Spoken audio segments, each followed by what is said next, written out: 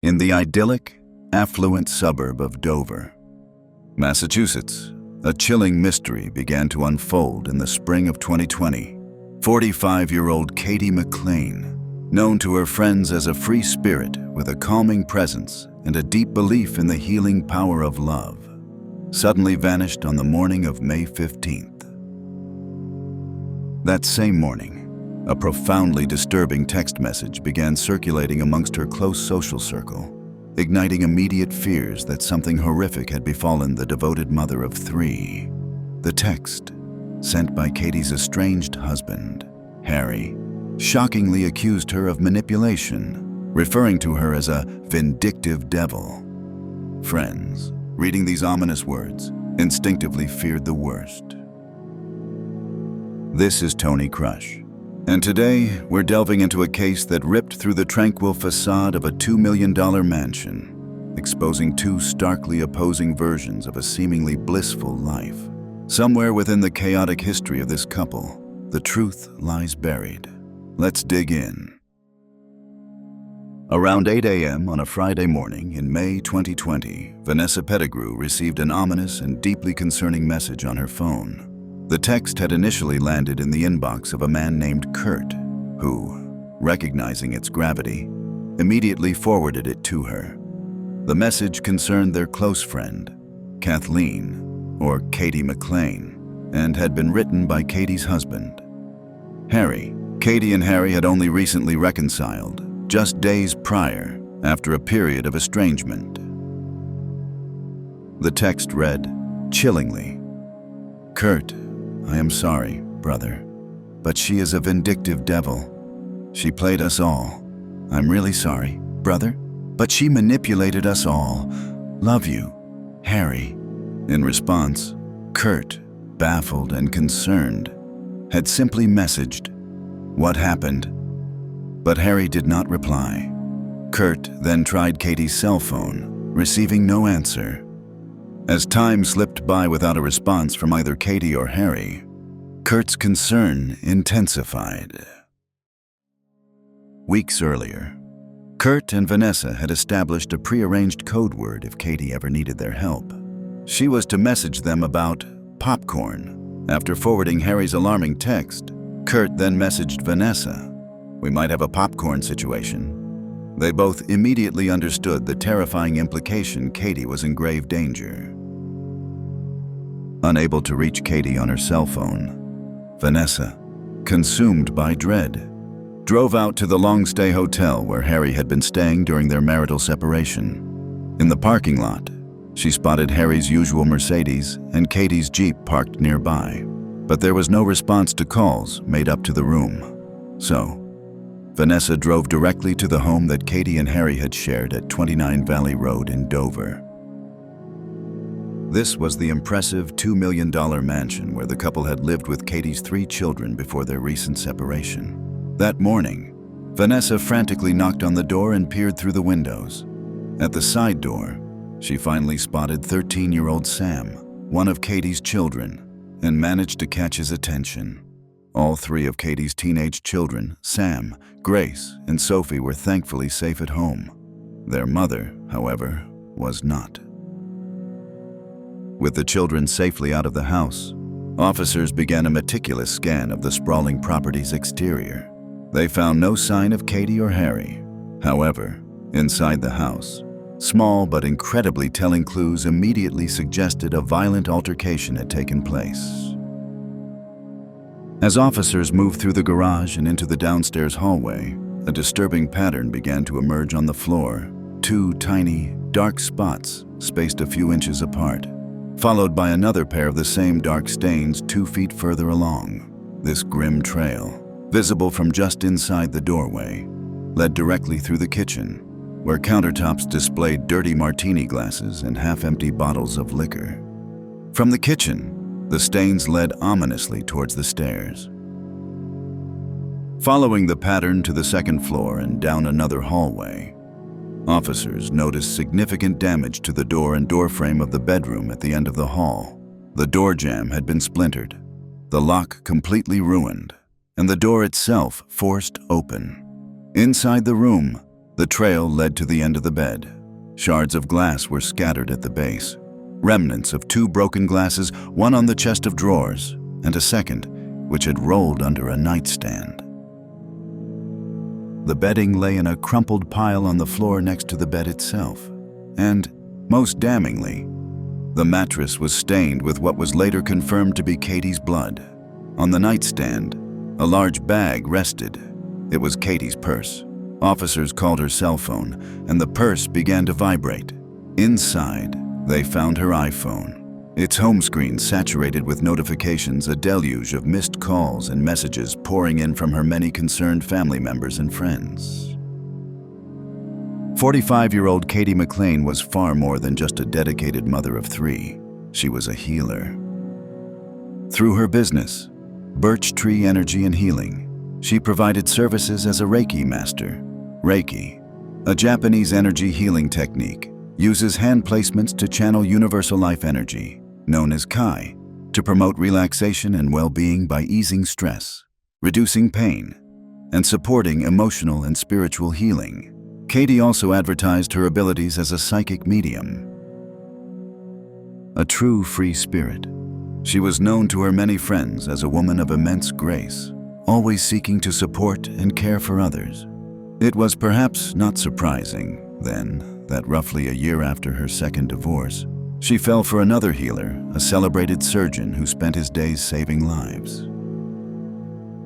The 58-year-old surgeon, known to his friends as Harry, was born Ingolf Turk and spent the first 30 years of his life in East Germany, emigrating to the United States not long after the fall of the Berlin Wall. His past was as impressive as his present. He was a former decathlete, having attended the 1980 Moscow Olympics as an alternate on the East German team. Later, Harry served in the German Air Force and attended medical school. In Massachusetts, the doctor had been recruited by St. Elizabeth's Medical Center for his progressive, life-saving expertise in robotic surgery. He quickly became the chief of urology. The hospital proudly featured his face on a billboard campaign across the state. And in 2012, he was the star of a promotional video. Dr. Ingolf Turk is not your typical surgeon, the video declared. At 6'3" with an athletic physique, it's easy to see why he was once a member of the German Olympic decathlon team. Surgery is physical, very demanding work. For hours, you are physically involved in a surgery, and that requires that you're physically fit as a surgeon. But what truly set Dr. Turk apart, the video asserted, was his skill at robotic surgery, a practice he was convinced led to better outcomes for his patients. On May 15th, the same day his wife was declared a missing and endangered person, police found Dr. Turk unconscious in his hotel room. He was immediately rushed to the hospital. Harry's blood alcohol level was astronomically high, so high, in fact, that even when tested hours after he had passed out, a note was made on his medical record suggesting he may have deliberately attempted to poison himself. Harry was also covered in scratches.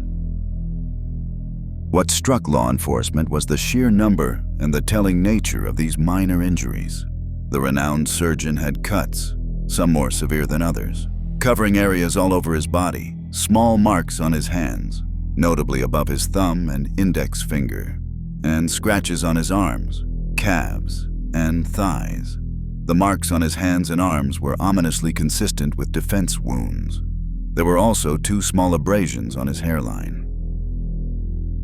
None of these injuries were life-threatening, yet many pointed to the worst possible conclusion that Harry and his missing wife had engaged in a violent altercation. While Harry recuperated and received treatment, investigators obtained a search warrant for both of his vehicles, the Mercedes and the Jeep.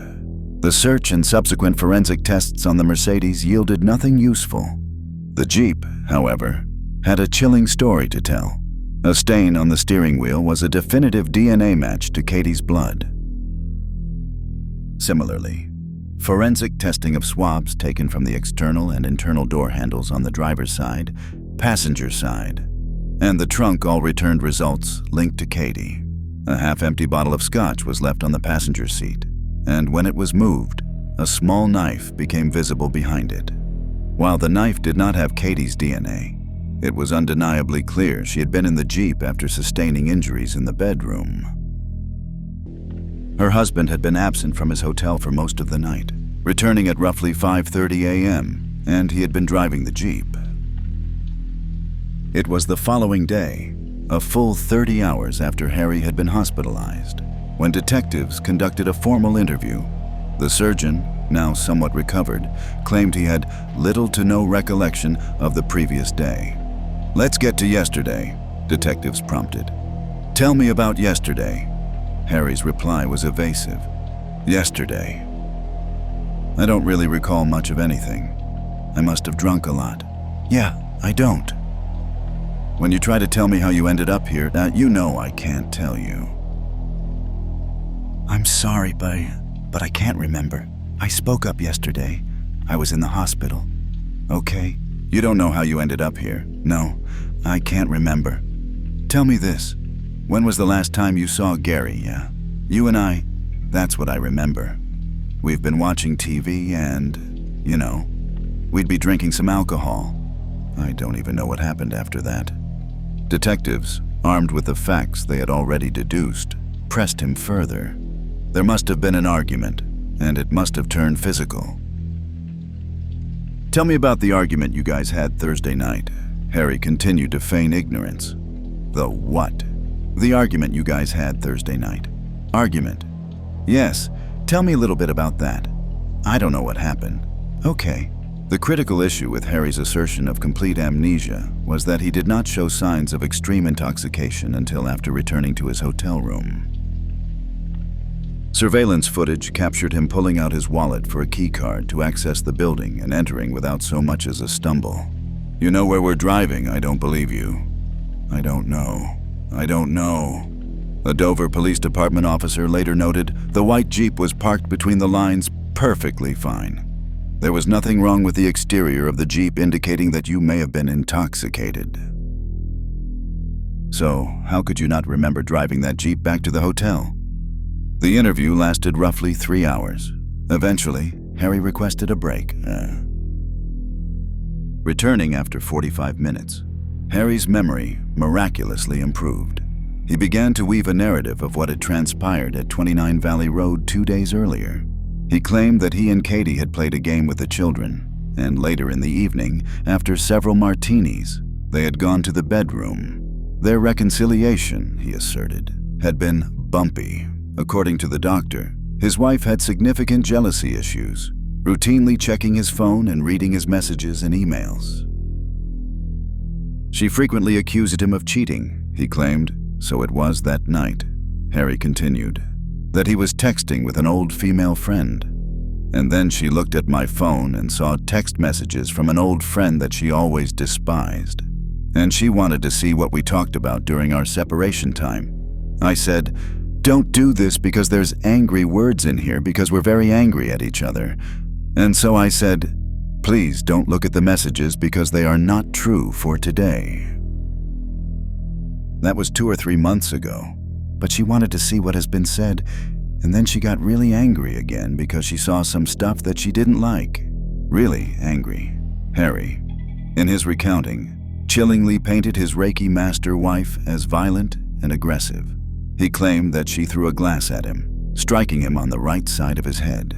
He then instinctively reached out to defend himself. And then what? What happened, same guy, short term? You think he did as a reaction to the aggressive aggression situation? So you've gotten over the hump. You've gotten over the hard part. Let's hear everything. I didn't know what I'm doing. A critical question remained, one that was posed directly by the detectives. Where was Katie? Harry's answer, a chilling admission, came quickly. She's in the water. She is in the water. Yes, okay, like a lake or a pond. A pond. Wow, where is this pond? It's close around the corner of the house. To the house. Okay, so there's nothing weighing her down. I may have put a rock on top of her. I'm not sure. Is there anything else you want to say to Harry later? I'm so sorry for what they have to say. They really loved her. A mere 2-minute drive from the house on Valley Road, A rural property on Francis Street lay nestled back from the road, surrounded by dense woodland. This was a property Harry and Katie had once considered purchasing as their new family home. A small pond was positioned to the left of its long driveway. As law enforcement descended on the area to search the murky water, they discovered a small black tank top caught on the branch of a nearby tree. The woodland floor was covered in thorns, the likely cause of Harry's numerous lighter scratches. When Katie's body was finally pulled from the water, they found her topless. 2 large rocks, each weighing an estimated 16 pounds, had been stuffed into the pockets of her trousers, causing her to sink to the bottom. The medical examiner confirmed her cause of death to be strangulation. The manner of death, unequivocally, homicide. Katie and her 3 children had moved into the house at 29 Valley Road in March 2018, a few months after she met Harry on the dating app, Bumble. Roughly 2 years later, they eloped at a drive-through chapel in Las Vegas, where Harry was attending a medical conference. From this point, accounts of their relationship diverged dramatically. In Harry's version, Katie had acquired the marriage license in advance, and the plan to marry in Vegas had taken him by surprise. Just 5 weeks later, he sought an annulment. Harry claimed that Katie discovered an email from his lawyer about dissolving the marriage, and it was this discovery that motivated her to take out a restraining order against him. She fabricated claims about his aggressions to the police, he said, solely to secure this protective order. Only after Harry placed her name on the deed to the house and signed a post-nuptial agreement, he claimed, did she agree to attempt a reconciliation. After receiving financial compensation, Katie rescinded the restraining order and allowed him back into the house. Conversely, it was asserted that Katie was the one desperately seeking a divorce from her increasingly controlling and abusive husband. Prior to the pandemic, the renowned doctor had been facing a serious malpractice suit, which alleged he had fraudulently charged Medicare more than $31,000 over a 6-year period for services he did not actually perform. Initially, he allegedly hid this damning lawsuit from Katie. Just before the couple eloped, Harry settled that lawsuit, agreeing to pay a $150,000 fine, and was subsequently fired from his prestigious job at St. Elizabeth's. He did not take his dramatic fall from grace with dignity. Instead, he took it out on Katie. As his abuse escalated, she was forced to go to the police. Arriving at the Dover police station disheveled, the screen of her iPhone shattered, and crying, Katie told officers at the front desk that Harry had been violent and she was filing for divorce. She explicitly stated she didn't want to press charges. She just wanted them to have a record in case something happened to her. While she was at the station, Harry coincidentally arrived, claiming he was worried his wife was going to make false accusations against him. He asserted that Katie was the jealous and controlling one, that he had never been violent, and that he was leaving her to return to Germany. If only he had done so. Before he could make the move, the pandemic hit, forcing him to remain in the United States, and Katie's restraining order then compelled him from the house. Ultimately, in early May, the couple, for reasons debated, agreed to reconcile. But regardless of which narrative one believes, the deep-seated issues in their tumultuous relationship were firmly embedded. The reconciliation, for many, was likely doomed to fail. Dr. Ingolf Turk, or simply Harry the Harley-Davidson-loving, former Olympian turned celebrated surgeon, was arrested and charged with the first-degree murder of his wife. As the trial commenced, the jury was also given the option of convicting him on the lesser charge of voluntary manslaughter. Should they find that he acted in a fit of passion, Harry's defense team, however, was aiming for the third option, an outright acquittal. Defense attorney Kevin Reddington argued his client acted in self-defense after his wife attacked him with a cocktail glass and, crucially, was attempting to force him out of the house. In May 2020, the COVID-19 pandemic was raging. Due to the restraining order Katie had taken out against him, Harry had been forced to live in a hotel as the couple worked through their issues. He believed living there made him more susceptible to the virus, and, by extension, death. According to his lawyer, his wife, motivated by sheer greed, had cruelly forced him from his house during a public health crisis, thereby threatening his life. At least that is what the surgeon believed when, in a moment of alleged desperation, he strangled her. The defense painted a picture of Harry's mounting desperation. That's where they go upstairs, and the DA says that he, with his anger, decided that he was going to murder her. Well, that's a good life choice. Huh, Reddington asserted. But what actually happened, and you'll see the evidence is pretty clear, that what happens is they're in the bedroom and they're arguing, and she's talking about the other men. She's got hundreds of guys after her on these websites. And do you think I really love you? Do you think I really love you? I'm calling the police tomorrow. You're getting out of here. The argument escalated. She had a rocks glass in her hand. She had her cell phone in the other hand. He got on his knees. He said, "Katie, please don't smash the rocks glass off his head. The right side of his head, not the left side, like the police think."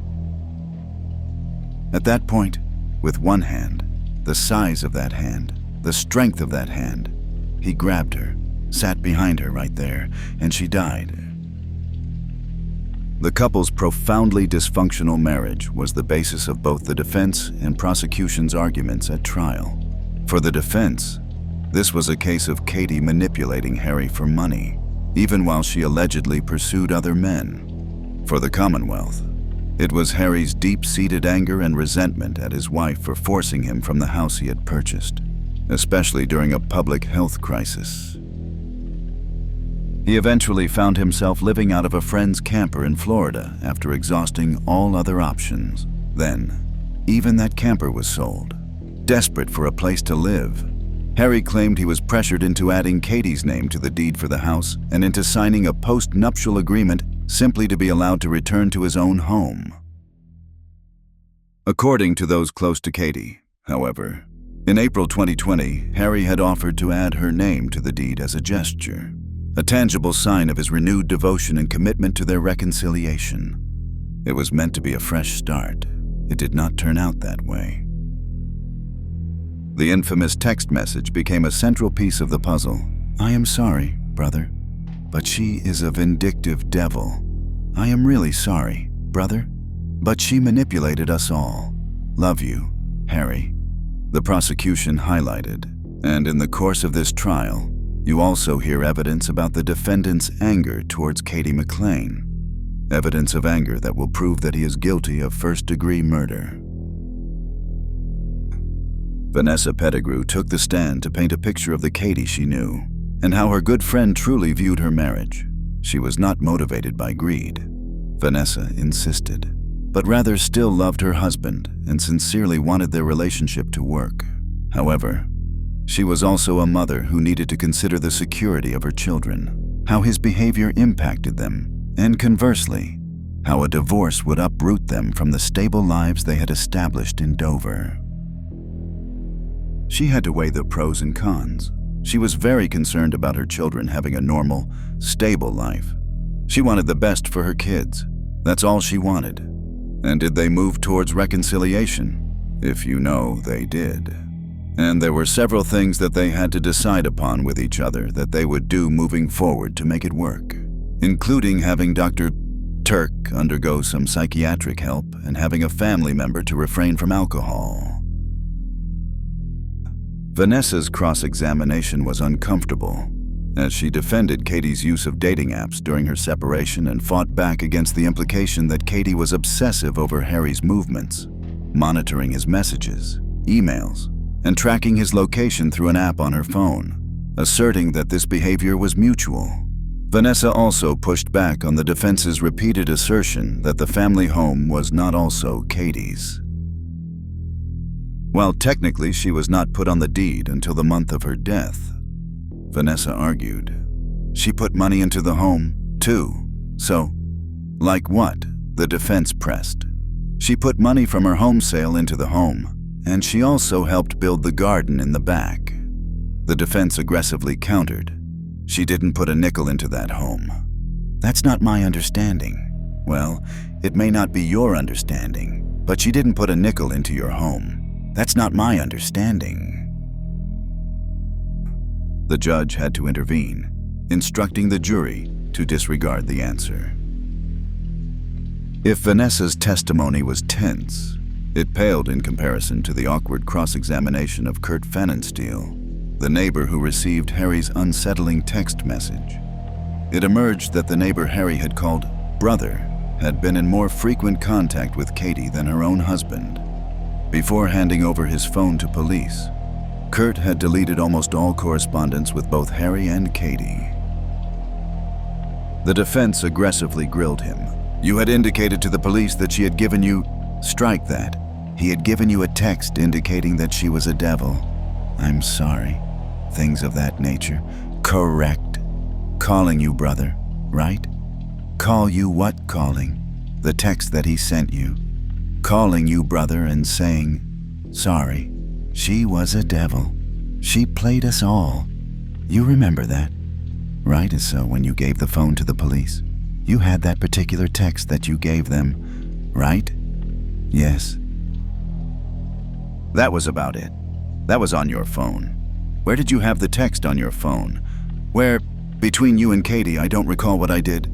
Do you remember taking your phone and deleting the texts? Hundreds of texts between you and Ms. McLean before you gave your phone to the police? No, I don't. Do you remember deleting the text from you and Ms. McLean? I don't remember. Do you remember deleting photographs or videos or FaceTime chats or anything like that? No, I don't recall.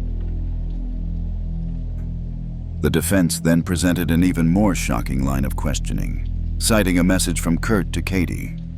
What did you say to her? I want to see her boobs. Want to see your boob? Did she show you her boobs? I don't recall. Finally, Harry took the stand to tell his version of events. He began by downplaying his and Katie's drive-through wedding in Vegas, likening it to picking up burgers for dinner. He testified about crashing on friends' couches in the early days of the pandemic, and eventually living out of a friend's camper in Florida. But by May 2020, the camper was being sold, and he desperately needed to leave.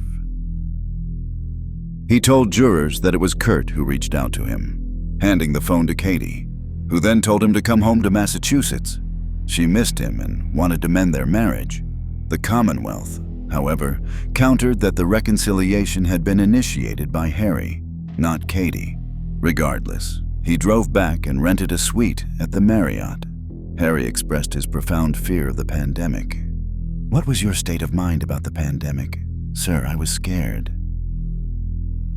Why started to, the news about thousands of people dying every day started to get to me, and I didn't feel safe in the hotel without my own personal space. I believed I potentially belonged to the risk population of being 58 years old and not being safe, not being exposed to the environment. The reconciliation, he claimed, came with strict conditions. So I was loving, kind, and accommodating, very accommodating, and expressed my love to her. Was one of the things that was requested of you that you do something with the house? Yes? What was that? She asked me to put her name on a deed. Did you do that? I did. Why did you do that? I mean, this house is worth a couple of $1 million. Why did you do that if I wouldn't have done it? I wouldn't have been able to come home. He confirmed he signed both the deed transferring interest to her and a post-nuptial agreement, which included a financial payment. As the two argued in the bedroom that night, Harry recounted his reaction as his wife allegedly attacked him. Harry testified he had no intention of killing his wife. He also provided new details that he had conveniently omitted when he first confessed to police. In this new version, he had dropped to his knees to beg Katie to calm down. He also claimed he grabbed her neck with only one hand, not two, a detail questioned by the medical examiner. Finally, he astonishingly claimed to the jury that afterwards, before he dropped her half-naked body into a pond, he had even attempted CPR. I tried to calm her down and said, "Please, Katie, stop. Please, please, Katie, please stop. And she was in the bed, and I kind of walked around and tried to calm her down. And I went on my knees and begged her to stop. Please. Went on your knees? No, my knees. And you begged her to stop, yes. So, what did she say? Said, "Fuck you." What happened then? She hit me. With what? With the glass. Did you know that? That she hit you with the glass? Yes. And where did she hit you with the glass? Right on my head. When she hit you with the glass, did you get cut? Yes, I bled. What did you do then? I snapped. I kinda bled out. What did you do? I grabbed her. Where? On the neck. How I grabbed her with your hand by the throat. Did you intend to cause her harm and kill her? No. Oh, no. He also claimed that when he put her in the water, she was wearing a top. What happened to the top, I have no idea. Prosecutors fiercely questioned Harry's assertion that the former Olympian, a man of immense physical strength, was genuinely in fear for his life. Was it not more likely, they argued, that he was simply furious about being forced from the house he considered to be his alone, once again, and you felt that the house was yours, right? I bought it. It wasn't my name. Did you feel like it was your property? Yes. And you still feel that way, right? Well, I shared a deed with her. I don't know. I was as long gone. I was afraid of being thrown out again. She threatened me to be thrown out, that I'm gonna kick you out of the house. She asked me, "Get the fuck out of my house." The prosecutor's summation was chilling. You were afraid that you were gonna have to leave $29. I was afraid of dying of COVID. You were afraid of dying of COVID, and you were afraid of having to leave $29. I was afraid of dying of COVID. There was also the critical question of Harry's intent. How could a board-certified surgeon, a man deeply knowledgeable about human anatomy and physiology, apply the force required to strangle someone and not realize, while doing so, that their actions would inevitably result in death? If I'm not intoxicated, I know that. Yes, if you're not intoxicated, you know that if the brain isn't getting enough oxygen for any reason, death occurs. Yeah, when I'm not drunk, I know all that. Yes. But when you are drunk, you don't know that if your brain doesn't have oxygen, you die. Probably do. Probably do what do know. I do know, but anyway, that's a basic medical concept, right? Yes. Reddington closed by asserting that the case was entirely about money. Katie, he argued, had inquired about her name being on the house deed in the event of Harry's death. Her husband had also agreed in the post-nuptial agreement to give her the Jeep she usually drove, and she had received some money upon signing the agreement. If he dies, do I get the house? You saw that from the text twice that she sent to Mr. Titan about the deed. The deed. The deed. Get on the house. Get on the property. Get on the property. You own it. If he dies, you get it. Height of the pandemic. Get out. You heard. Get out. Get out. Go walk to your hotel. Leave the car. The car's mine. No, it's not. Well, the judge says it is, as is the house. This is all about money. All about money. And she played him pretty darn good. She's more interested in talking to guys and doing whatever she's doing with curtains. You heard the evidence. What do you think was in her mind? You think she really wanted to reconcile? No. She wanted the deed. She wanted the house. She wanted the security. We can say security. She wanted the security. This fool signs a deed against his lawyer's advice. He says to him, "Don't sign the deed. Don't sign the post-op. What are you, nuts?" There is no basis for alimony of a 5-week marriage. You've been played. But he signs the deed. She played us. She was the devil. I love you, Harry, Reddington concluded. This is the end of a tragic human story, but I suggest to you members of the jury that when you consider Judge Fowlell's instructions, ever mindful of the burden of proof, this man is not guilty of murder. Thank you. The Commonwealth agreed that greed was at the heart of Katie's killing, but not hers, that of Dr. Shah, Ingolf Turk. Money in the house, they argued, were his primary motives for murder. Or, at the very least, he was under extreme stress from the pandemic, had just placed her name on the deed of the house, and snapped that night when she threatened to make him leave again. The prosecution also suggested that Katie's texts with friends about her relationship and her desire for stability for her children, combined with her desire for his house and money, indicated she never truly wanted to reconcile. This, coupled with his fear of being kicked out of his own home during the pandemic, is what, they argued, led him to snap. Ladies and gentlemen, I suggest that it's not heat of passion. It is not self-defense. It is motive to kill. The jury delivered its verdict after 5 hours of deliberation. After it was read, the disgraced doctor wept. Madam Courtperson, what say you as to indictment number 2020-0138 charging the defendant, Ingolf Turk, with murder? Is he guilty of any offense charged? He is guilty of what he's guilty of, voluntary manslaughter. May the verdict be affirmed, Your Honor. It may. Members of the jury, hearken to your verdict as the court so recorded it.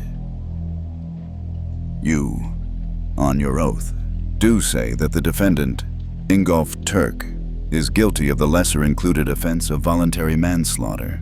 So, say you, Madam Courtperson? Yes. So, say you all, members of the jury? Yes. Thank you. Dr. Turk avoided an automatic sentence of life imprisonment that would have come with a first-degree murder conviction. His sentencing hearing is currently scheduled for May 16, 2025, almost exactly 5 years after he took the life of his wife, Kathleen Katie McLean. Her loved ones wrote that Katie had an energy and light that drew people to her. Her bright blue eyes, fiery red hair and smile is how we will think of and remember her. And that, in its intricate and tragic totality, was the case of Katie McLean and the downfall of Dr. Ingolf Turk. This is Tony Crush, and I'll see you in the next one.